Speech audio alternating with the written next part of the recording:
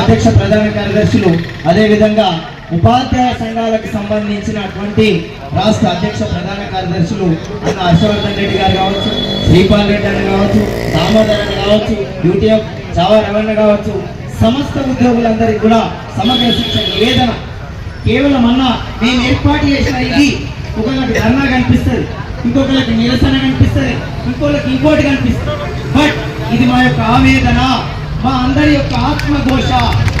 126 మంది చనిపోతే కనీసం మన్ను వేయకందుకు కూడా రూపాయి అని ప్రభుత్వంకు మేము సేవ చేస్తా ఉన్నాం. ఈ విషయాన్ని మీరు అందరూ గమనిస్తారని ఆశిస్తా ఉన్నా. నేను మా అన్న ఆగమనడానికి కారణం ఒకటే, సమగ్ర శిక్షని ఖచ్చితంగా రెగ్యులరేషన్ చేసి తీర్తామని మాకు హామీ ఇచ్చి పోతారు అనేటువంటి అంశం కోసమే ఆగమన్నా. ఇదే మా అంశం అన్నా. మాకు కావాల్సింది రెగ్యులరేషనే. ఒకవేళ రెగ్యులరేషన్ కాకుండా కొంత టైం పడితే మా అందరికీ పే స్కేల్ తక్షణం అమలు చేయాలా. దానికి సమయం 30 రోజులు మాత్రమే. కేవలం మేము 15 రోజులు ప్రజెంట్ సమ్మె లేకుండా ఒక 15 రోజులు ఆగుతాం. ఆ 15 రోజుల తర్వాత ఈరోజు సమ్మె నోటీస్ కూడా ఇస్తాం. బాధాప్త నెల రోజులలో రెగ్యులరేషన్ సాధిస్తామని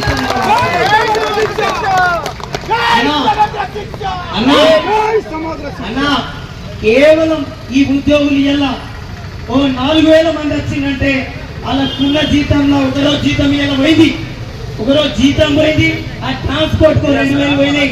నెల గడిస్తే 4000 మిగులుతలేవన్న జీతాలకు. మా పరిస్థితి అది. కాబట్టి దయచేసి మేము అర్హులం. బాజాప్త ముఖ్యమంత్రి గారు హామీ ఇచ్చి ఉన్నారు, నెరవేరుస్తా అన్నారు. సుప్రీంకోర్టు ఉత్తర్వులు ఉన్నాయి, ఆల్రెడీ గైడ్ లైన్స్ ఉన్నాయి. మేము నియామకమైనటువంటి విధానం సెలక్షన్ అయినా మేము ఎవరితోనే అపాయింట్ కాలేదు. మేము ఒక డిఎస్సి విధానంలో రూల్ ఆఫ్ రిజర్వేషన్ లో అన్ని తెలిసినవి చెప్పడం తప్పైనా నేనేమంటా ఉన్నానంటే ఈ ప్రభుత్వానికి తెలియజేయాలా, మేము ఎక్కడో ఎవరో అయ్యనో బాబో పెట్టుకుంటూ వచ్చిన ఉద్యోగులం కాము. మేము బాజాప్త రిక్రూట్ అయినాం.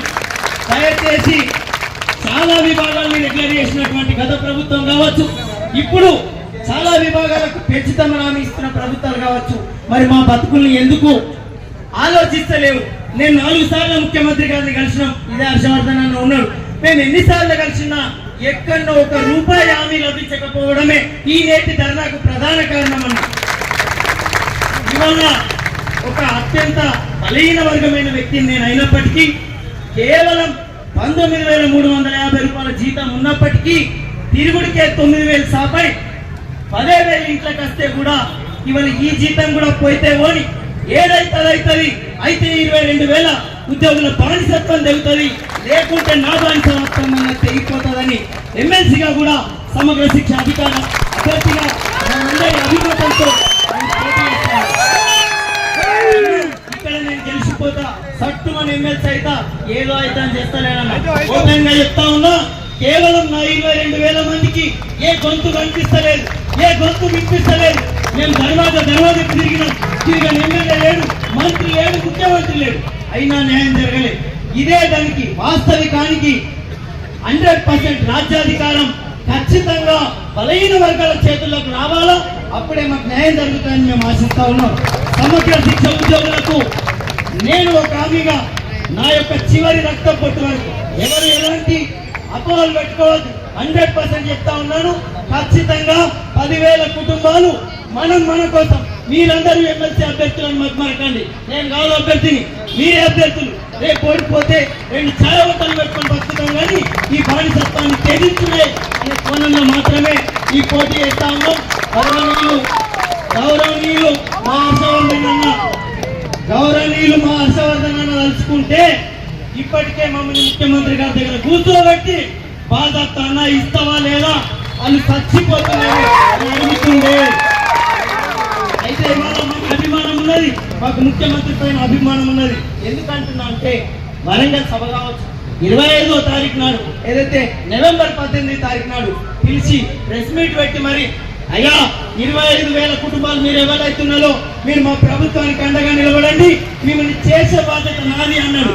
ఆ నమ్మకంతో మా అన్న మా యొక్క అత్యంత బలహీన స్థాయి నుంచి వచ్చినటువంటి ఒక జడ్పీటీసీ, ఒక ఎంపీటీసీ స్థాయి నుంచి ముఖ్యమంత్రి అయినటువంటి మా రేవంత్ అన్న మాకు న్యాయం చేస్తారని ఇప్పుడు కూడా నమ్ముతా ఉన్నాం. అందుకోసమే కేవలం అన్న మా దోశ చెప్పే సభ తప్ప ఇదే సభ, కేవలం మా బానిస బతుకుల్ని మీకు తెలియజేసే సభ తప్ప మాకు ప్రభుత్వం పైన ఎలాంటి వ్యతిరేకత లేదు అనే విషయాన్ని కూడా మా ఉద్యోగుల తరఫున ఒక రిప్రజెంటేటివ్ గా పడాల రవీందర్ అయిన నేను మీ అందరికీ మనసా వాచ కర్మణ సమగ్ర శిక్షణ మీరందరూ చేస్తారని నమ్ముతూ ఈ అవకాశం ఇచ్చినటువంటి గౌరవనీయులు మా పోరాడుడే ఈసారి గెలిచే వరకు నిలిచే వరకు సమగ్ర శిక్షకు న్యాయం జరిగే వరకు ఈ సంఘం బాధ్యత పోటీలో ఉన్నది పని చేస్తుంది ఖచ్చితంగా ముఖ్యమంత్రి గారు న్యాయం 5,000కు పైగా 33 జిల్లాల నుంచి ఉద్యోగులు తరలి రావడం జరిగింది. వాస్తవానికి నేను పడాల రవీందర్ సమగ్ర శిక్ష ఉద్యోగుల అధికార ప్రతినిధి.